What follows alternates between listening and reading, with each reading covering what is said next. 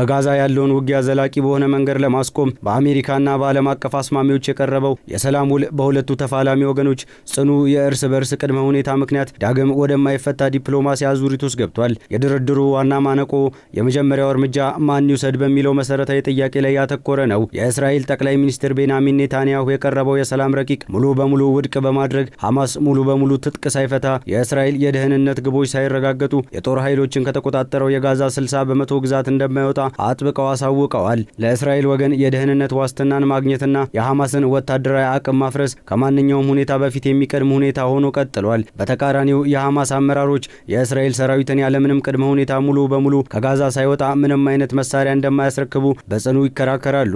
ምንም እንኳን በቅርቡ በዓለም አቀፍ አደራዳሪዎች በቀረበ ፍኖተ ካርታ ላይ ሐማስ ደረጃ በደረጃ ከባድ መሳሪያዎችን ለማስረከብ መስማማቱን ቢገልጽም ይህ እርምጃ የሚፈጸመው እስራኤል ጥቃቷን አቁማ ሙሉ በሙሉ ስትወጣ ብቻ እንደሆነም አስታውቋል። ይህ በሁለቱ ወገኖች መካከል ያለውን የጽኑ እምነት ማጣትና የድርድር ቅድመ ተከተል ልዩነት ይበልጥ ያጎላዋል። ይህ በሁለቱ ወገኖች መካከል ያለው የጽኑ አቋም ፍጥጫ የሰላሙን ሂደት አደጋ ላይ ከመጣሉ ባሻገር በጋዛ የሚገኘውን አስከፊ የሰብአዊ ቀውስ ይበልጥ እያባባሰው ይገኛል። ግብጽ፣ ኳታርና ቱርክን ጨምሮ ዓለም አቀፍ ማህበረሰቡ በሁለቱም በኩል ያለውን ጥብቅ አቋም ለማለዘብና የተኩስ አቁም ስምምነቱን ለማዳን ከፍተኛ ዲፕሎማሲያዊ ጫና እያደረጉም ይገኛሉ። በዓለም አቀፍ የዲፕሎማሲ መድረክ የጋዛ ረጅም ጦርነት ለማስቆም የሚደረገው ጥረት በአዲስ ስትራቴጂካዊ ምዕራፍ ውስጥም ይገኛል። በሰላም ምክር ቤቱና በዓለም አቀፍ አደራዳሪዎች አስተባባሪነት የተዘጋጀው ሁለተኛው የተኩስ አቁም ትግበራ የጦርነቱን መገባደጃ የሚያመላክት ፍኖተ ካርታ ቢቀርብለትም በተግባር ላይ ለመዋል ከፍተኛ ፍጥጫ ገጥሞታል።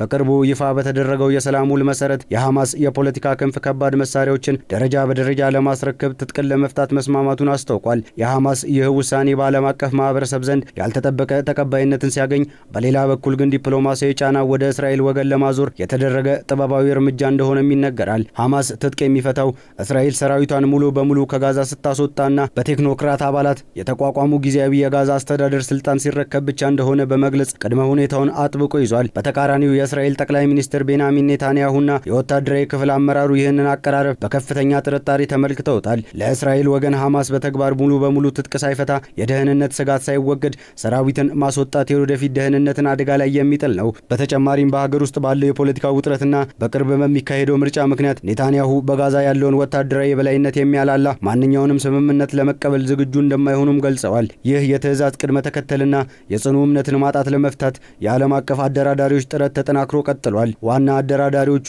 ኳታር፣ ግብጽና ቱርክ ዓለም አቀፍ ማህበረሰቡ በእስራኤል ላይ አስፈላጊውን ጫና እንዲያደርግ እያሳሰቡ ሲሆን የአሜሪካ የሰላም ምክር ቤቱ ልዩ መልእክተኛ ኒኮላ ምላድኔቭ ደግሞ ሂደቱን ከማፍረስ ለማዳን በመካከለኛው ምስራቅ ሀገራት መካከል የዲፕሎማሲ ምልልሳቸውን ቀጥለዋል። በመካከለኛው ምስራቅ ያለው ወታደራዊና ዲፕሎማሲያዊ ውጥረት በጋዛ ወሰን ብቻ ሳይወሰን በመላው የቀጠናውን ስትራቴጂካዊ የንግድ መስመሮች ላይ ሰፊ ጥላን አሳርፏል። በሆርሙዝ ወደብ አካባቢ ኢራን ከአሜሪካ ጋር ተያይዞ እየተከሰተ ያለውን አዲስ ውጥረት የዲፕሎማሲ ጥረት የቀጠናውን አለመረጋጋት ወደ ላቀ የጂኦፖለቲካል ፍጥጫ ደረጃም እያሸጋገረው ይገኛል። በቅርቡ ይፋ በሆኑ መረጃ መሰረት በኢራንና በአሜሪካ መካከል ያለው የጦርነት ስጋት በዓለም አቀፍ የነዳጅ ንግድ የጀርባ አጥንት በሆነው የሆርሙዝ ወደብ ላይ ትልቅ እንቅፋትን ደቅኗል። የአሜሪካው ፕሬዝዳንት ዶናልድ ትራምፕ መስመሩ በጥቂት መንገድ ክፍት መሆኑን ቢገልጹም፣ በሌላ በኩል ኢራን በኦማን አደራዳሪነት የተዘጋጀውን የመርከቦች እንቅስቃሴ ሙሉ በሙሉ ለመክፈት የሚያስችል ስምምነት ለማጠናቀቅ በካይሮ በዶሃ የተደረገውን ውይይት ወደ መደምደሚያ ምዕራፍ መድረሳቸውንም አሳውቀዋል። በመሆኑም በጋዛ በኩል ያለው የሁለቱ ተፋላሚዎች የጽኑ አቋም ግትርነት በሆርሙዝ መስመር ዙሪያ የሚደረገውን የኃይል ሚዛን ፍልሚያ